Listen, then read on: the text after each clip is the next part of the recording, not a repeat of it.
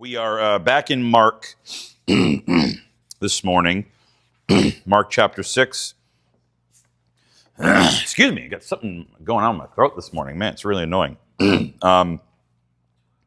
So last time we were in Mark, Jesus went to his hometown, did not have a very good homecoming, and was rejected, so he left and went to the other towns. And then as we get to verse 7 of Mark chapter 6, it says, I'm just going to read the first part of it. It says, and he called the 12 and began to send them out two by two. So this story of Jesus sending out his 12 disciples, it's really, I might be wrong, but I think it's kind of the first example of real New Testament evangelism. It's really the first time. I mean, obviously Jesus went around teaching and John the Baptist did, but as far as Jesus sending out his people, it's kind of the first instance where Jesus is doing that, where he's sending out his followers to proclaim the gospel. So once again, notice he's sending them out. That's why it's called outreach. And if you notice what they did not do, they didn't just sit in the synagogue hoping that just new people would randomly walk in. They didn't just go to their homes and invite people and hope that they came to meetings in their homes. And I've said many times before that, I have no problem inviting people to church. I will always encourage giving people an invitation to come to church, but we need to realize that's not outreach. That's not the same as evangelism. The first word of outreach is out. So it's not outreach if you're waiting for people to come in before you give them the gospel. That's not outreach. So yes, let's invite people to church like crazy. Many people have gotten saved by accepting an invitation to church, but that's a supplement to evangelism, not a replacement for it. Because there's people around here they'll never step foot in this church. They would, no matter. We could say, I'll give you $1,000 to come to church, and there's people that they still would not do it. And if we're not going out to them, then how are they going to encounter Jesus? So Jesus sent his disciples out two by two. It's not necessary to have more than one person go out to share the gospel, but it's never a bad idea. And from what I read, it appears that this idea of going out two by two for the purpose of bearing witness to the teachings of Jesus, or for those that weren't followers of Jesus, to go out two by two, it's kind of this principle that God gave the Israelites. So in Deuteronomy 19:15, God says, a single witness shall not suffice against a person for any crime or for any wrong in connection with any offense that he has committed. Only on the evidence of two witnesses or of three witnesses shall a charge be established. Now, this verse is specifically referring to witnesses in a court of law. But this idea of having more than one person be a witness in general is a very good principle for everything, not just for criminal activity. Because we live in a day and age where, there are people that are getting accused of everything, on the internet. One person can say, so-and-so did this to me, and people just start to act like they're guilty, and there's no evidence. And one person said it, and it's like we've forgotten the foundation of criminal trials here. I mean, it's interesting the days we live in. And something that's always fascinated me in regards to evangelism, especially contrasting Christianity versus Judaism, is I remember one time, it was probably 10 years ago, when I had an assignment for a class I was doing, where I was supposed to go to different different. I went to other churches, so I don't want to say different beliefs, but different leadership, different beliefs, different denominations. So I went to a couple different denominations, spoke to the pastors. I spoke to a priest. I went and spoke to an imam, which is the equivalent of a Muslim pastor. And then I went to speak to Rabbi Gary. And Rabbi Gary was the rabbi of the local synagogue. And it was Reformed Judaism. So it wasn't Orthodox Judaism. So it was almost like very progressive, liberal form of Judaism, where it's very weird. It was almost like he said that they viewed the Old Testament as a divine blueprint, and almost it was it's very similar to like progressive Christianity, where it's like, hey, it's whatever you want it to be. And I just was I was listening to him, and I was like, well, what's the point if you don't really believe everything in there, and you're I don't understand. It was weird. Anyway, we were talking about evangelism, and he said, well, it's not, people that are Jewish people do not really evangelize. They would call it proselytize, which is basically just going up and trying to get somebody to believe anything you might want them to. And he said, well, the reason why we don't proselytize, he's like, I believe if you're secure in your own faith, you don't have to go out and try to get other people to believe it. And I thought to myself, you don't get it, do you? We don't evangelize because we're insecure in our faith. We evangelize because people are separated from God. We do it for their benefit, not for our benefit. And he said that to me, and I thought to myself, so you don't care about people? You don't think people should be reformed in Reformed Judaism? And I remember just leaving there thinking, why is he even doing this? What's the point? It was a very confusing, interesting conversation. But anyway, we share the gospel not because we're insecure, but because we want to show people where they can find real life and real joy. So to finish verse 7, and he called the 12 and began to send them out 2 by 2 and gave them authority over the unclean spirits.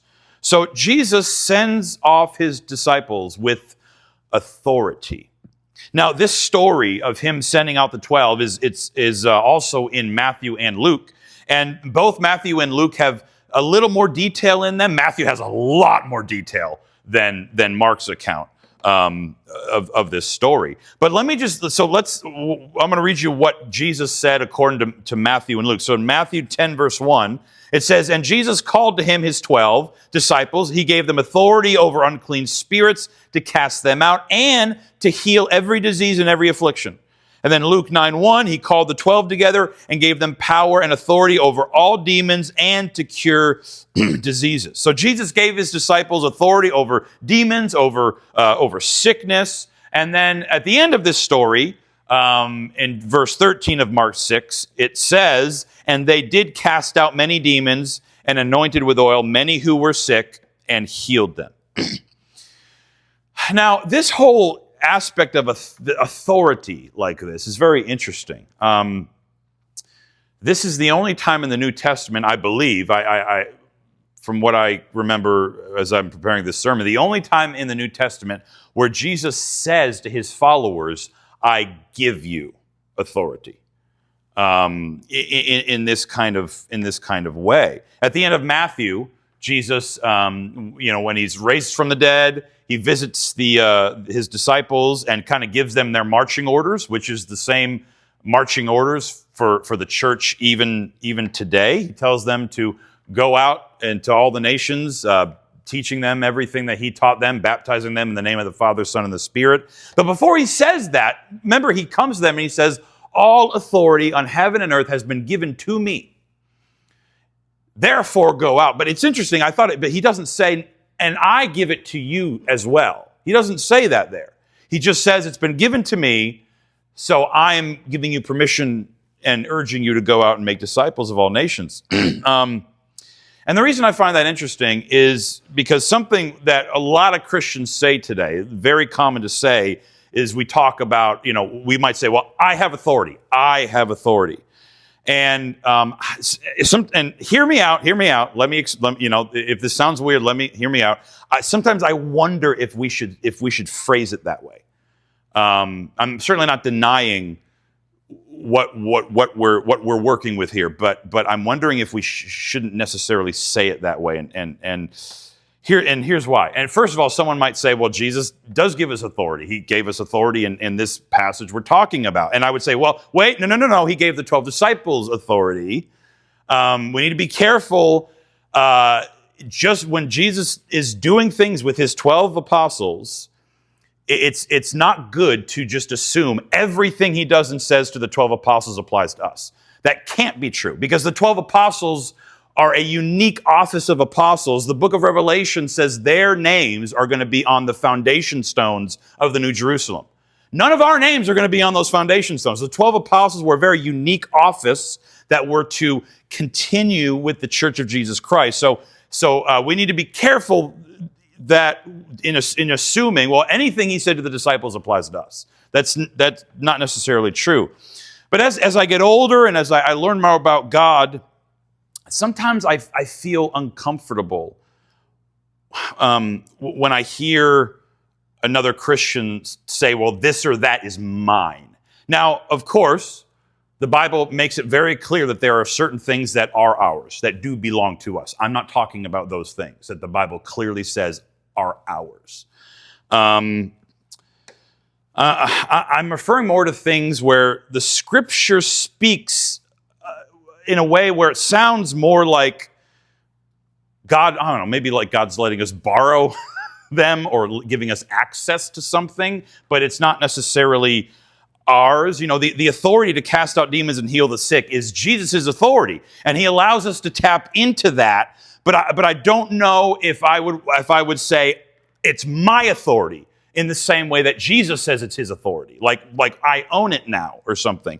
And the whole reason I'm saying this is because I think it can end up happening that if you believe that something from God is yours now, like you own it, you can start taking it for granted. And perhaps without realizing it, you begin to think that you are now the source of that thing instead of Christ, because it belongs to you. So now it's in you. And the consequence of all that is that you can live like this thing is yours when you no longer have it. And when you think you have something from God that you don't, it makes you think you can't fail because you have it. And then you could start doing stupid things that ruin the kingdom. And you could cease to remain humble and dependent upon Jesus every day because you might think, well, this supernatural thing is just mine now. And I hear this so much when I talk to people that are very much Pentecostal and charismatic, especially with the gifts of the Spirit. They'll say, well, the gifts, they're mine, right? Well, God gave me the gift of tongues once. It's mine now all the time. I own it. He gave me the gift of healing once. It's mine now. Paul does not say that at all. He says the gifts are the Spirit's, and the Spirit gives them to each as he wants to. He's in charge of the distribution. But I've seen people that think, well, I experienced this gift once. It's now mine to use all the time. And then they start to talk as if instead of saying, Jesus will heal you, it's like, I will heal you. Whoa. Hold the phone. You're not healing anybody. Jesus is the only one that heals anybody. And perhaps the most, and then you see people I've seen churches where somebody thinks they have the gift of tongues and they get up and they babble in gibberish and no one understands it, and it's a complete distraction from the whole service. And it's like, anyways, but the most extreme time that I think I have seen this is there was a gentleman who was a pastor. You wouldn't know his name, but he was a pastor, and he started this website, this blog, and it was all about, he saw it as his mission to find every Christian and church that he thought was wrong, and to basically spend his life calling them out on this website he has. Now, obviously, there errors exist, and they can't be ignored. We all get that, but it's all he was doing, and it was a very negative thing. And long story short, I mean, he got addicted to pills, and he got arrested, and he got fired from his church. And since he's just talked about how horrible it was to be a pastor and how miserable it was. And I'm like, dude, I think you made it miserable. I don't think the church was miserable. But anyway, so I wasn't surprised when this happened to him. I could see it coming.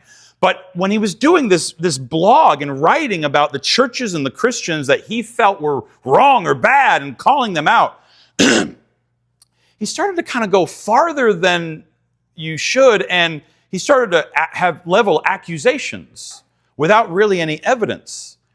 And people would be like, dude, you can't do that. You can't just say those things. You need to stop. And his response was, oh, yes, I can do those things because I have the gift of discernment. I can see what only God sees. So I do have the right to say all of this stuff without any evidence. And I'll never forget that. And I was like, oh my gosh, this guy's living in a fairy tale. He thinks that he can't fail because he owns this spiritual gift. And I'll tell you what, that happens where you think, without any reasoning in the Bible, just thinking that you own something that God has given you and now you can't fail. And that's why I'm saying all this, is we need to be careful that we realize everything we have, it always comes from God all the time. We're never the source. It's always from the Lord. And I'm not saying that people that say I have authority are like this at all. I'm saying I am afraid to say that because I don't want to accidentally go down that rabbit hole. And I think we see this with the disciples in the story of the Transfiguration. I preached on it maybe a couple months ago, right? Peter, James, and John, I believe, are up with Jesus where he changes and transfigures, and the rest of them are down at the bottom of the mountain. And a father comes with his boy who says, hey, my boy's possessed by something. It throws him into fire. It harms him. Please cast this demon out of him. And the disciples can't cast it out. And then Jesus comes down and tells them, you couldn't cast it out because you didn't pray enough. It's basically what happens. And what I wonder so much is that could it be if the disciples thought they owned authority over demons? If the father came and said, help my boy, and they said, sure, I'll cast out the demon because that's my thing now, and that's what I do. And they thought they had this authority because Jesus one time said you can use this authority for this instance. And they just thought it was theirs. And so they try to do this thing and they can't.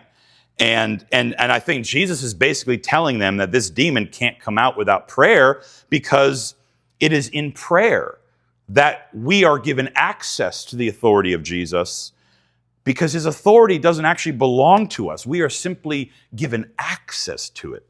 And so this topic, this deserves a whole sermon on its own.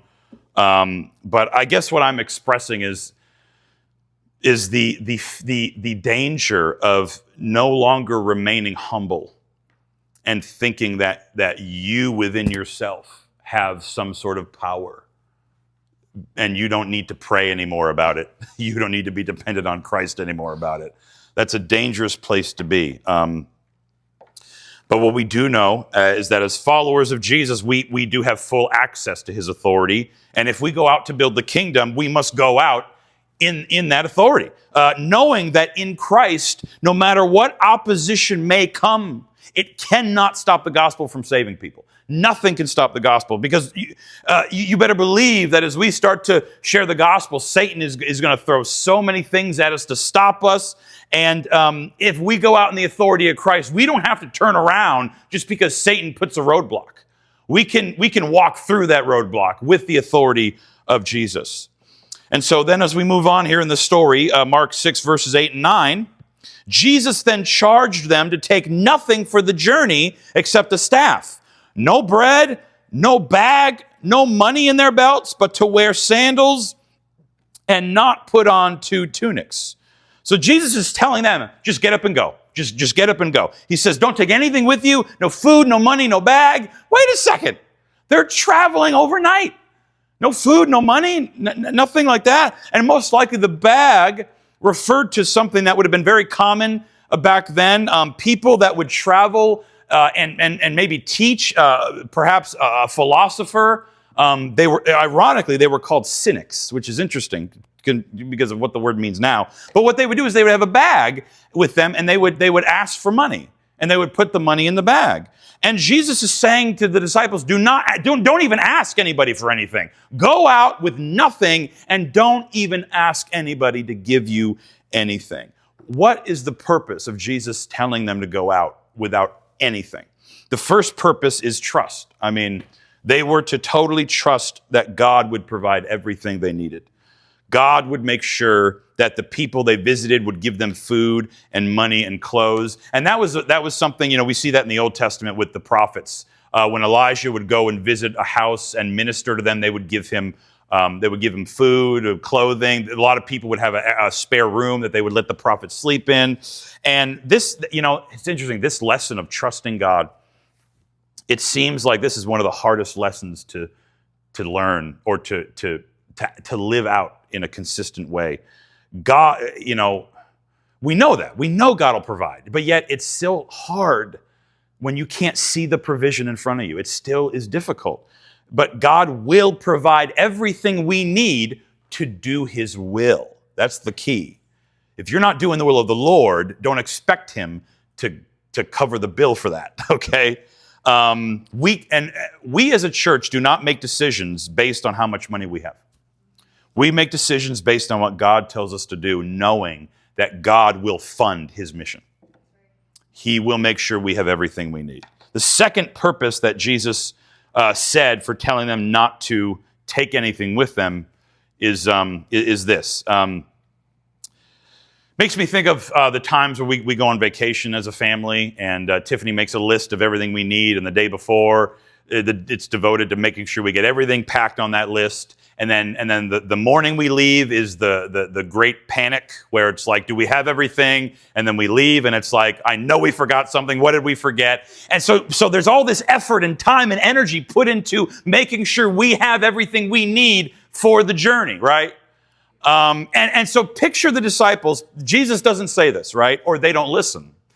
And they're like, okay, what do we need? And they make a list. Okay, if we're going to travel over here, we're going to need this and this and this. And maybe they even get some mules together. Like, okay, we're going to put our packs on these mules, and they travel. And then every day they take inventory. Every day, okay, what do we have left? How long is that going to last us? Well, we only have enough to go to this town. We can't go to this town. Okay, we got to spend a couple hours loading up the mules, getting them ready, making sure they're fed and watered. And before you know it, so much of their time and energy and focus is spent on something that has nothing to do with ministry. Jesus wanted his disciples to focus 100% on the mission he gave them with no distractions. That's why he said, don't take anything, essentially. He's like, I don't want you to be distracted. And it makes me think of this passage in 1 Corinthians 7. Starting in verse 29, Paul says, he's been talking about marriage in chapter 7, and then he says, this is what I mean, brothers. The appointed time has grown very short. From now on, let those who have wives live as though they had none, and those who mourn as though they were not mourning, and those who rejoice as though they were not rejoicing, and those who buy as though they had no goods, and those who deal with the world as though they had no dealings with it. For the present form of this world is passing away. I want you to be free from anxieties. The unmarried man is anxious about the things of the Lord, how to please the Lord. But the married man is anxious about worldly things, how to please his wife. And his interests are divided. The unmarried or betrothed woman is anxious about the things of the Lord, how to be holy in body and spirit. But the married woman is anxious about worldly things, how to please her husband. I say this to your own benefit, not to lay any restraint upon you, but to promote good order and to secure your undivided devotion to the Lord. Undivided devotion to God. Now, Paul is not really saying ignore your spouse and neglect them. What he's saying is, if you're married, find a way to still be completely devoted to the ministry of the Lord, even though you're married. He's not actually saying forget about your spouse, and just act like they don't exist. But it's interesting, him saying undivided devotion to the Lord. And it makes me just wonder, like, how easy is it for us to just distract ourselves, to make ourselves so busy that we don't have time to really live for the Lord, don't have time to do his will, don't have time to do his work. And a lot of those distractions we willfully take on ourselves. And I had a conversation with a guy that I'll never forget. I hope I never have the conversation again. But it was the first church we pastored. It was about 10, 11 years ago. And after church, this one gentleman came up to me, and his family was part of the church. And I give him credit for telling me. Not many people would actually say this to their pastor. But he said, hey, I just want to let you know. So our son plays soccer, and all his games are on Sunday. So we're not going to be at church for a few months. And the thing that got me, then he said, now I'm not putting soccer ahead of the Lord. You understand? And in my mind, I'm like, you absolutely are. Are you kidding me? You're telling me that you're just going to take your family away from church for months so your son can play a game, but you're not putting it in priority over God. And I also just wonder sometimes, like, what does that teach his children about the importance of things? And now, I think I've said before, perfect church attendance does not make you right with God. There are people that go to church every Sunday that are Pharisees, okay? We've all missed church. I've missed Sundays, woken up sick, or we go on a trip, It's about your heart, not about whether or not you have perfect attendance, obviously. But the point is, what is the priority of life? What is really the focus? Are we wanting to live surrendered to build the kingdom of the Lord or not? Jesus said, he that puts his hand to the plow and looks back is not fit for the kingdom. Jesus made it very simple. Hey, I'm looking for followers. If you're not interested in being 100% in, don't bother coming. I mean, Jesus made it very clear. Paint or get off the ladder. So it's like we need to look at our hearts and realize, are we in or are we not? Because there's no point in pretending. There's no point in just wanting to look like we are surrendered to Christ if we're not really going to do it. And Jesus is basically saying to the disciples, I don't even want you to be distracted with food. I want you to be 1,000% devoted to this mission. And by the way, you're going to die doing this mission. People are going to kill you. Recently read the story in Acts 14 where the Holy Spirit sends Paul and Barnabas to a city. They stone Paul. They think he's dead. They drag him out of the city.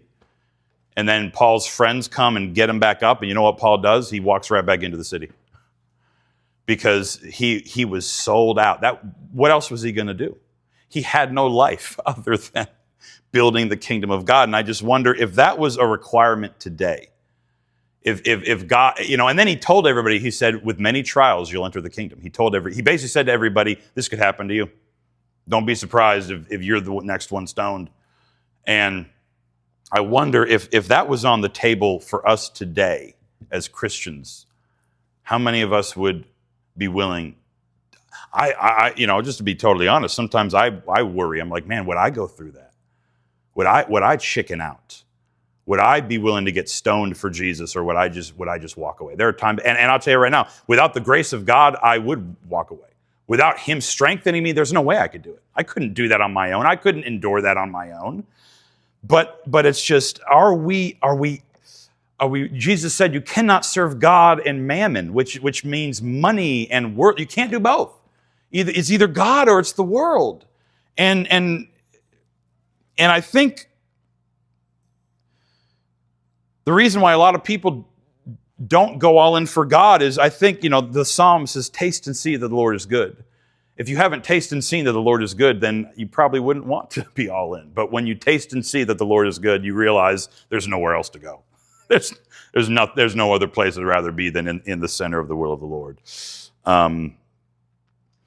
And then verses 10 and 11, I don't think this really applies to us. Then he said to them, whenever you enter a house, stay there until you depart. If any place will not receive you and they will not listen to you, when you leave, shake off the dust that is on your feet as a testimony against them. In Matthew's account of this, he goes farther and he says, it'll be better for Sodom and Gomorrah than it will be for that house that didn't let you guys in. And it's like, whoo! If you remember what happened to Sodom and Gomorrah, I mean, that's pretty bad. This was, Jesus also said, don't, well, not to get off track, but, I don't know that if you knock on a door to talk to somebody and they reject you, I don't know that you need to shake the dust off your feet as you're walking away. Probably not necessary. But he's basically saying, if any house rejects you guys, they reject me. That's basically what Jesus is saying. And then we've already read the last verse 13, where they did heal people. They did, get demons out. But the core, the center of the mission The center of this mission is verse 12. It's not the center of the mission is not the casting out of demons, and it's not the healing of the sick. The center is verse 12. So they went out and proclaimed that people should repent.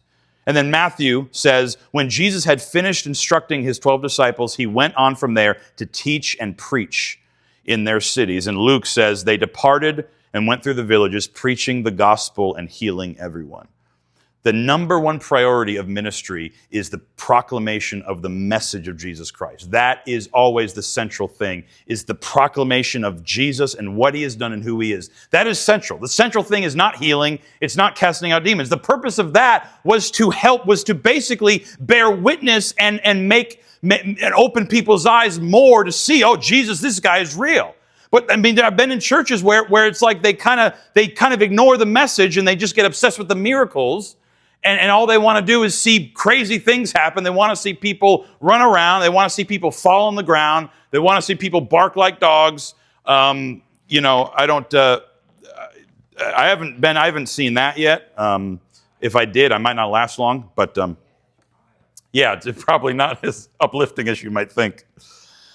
But the point is that the number one aspect of all this is the proclamation of the message of the gospel. That's everything.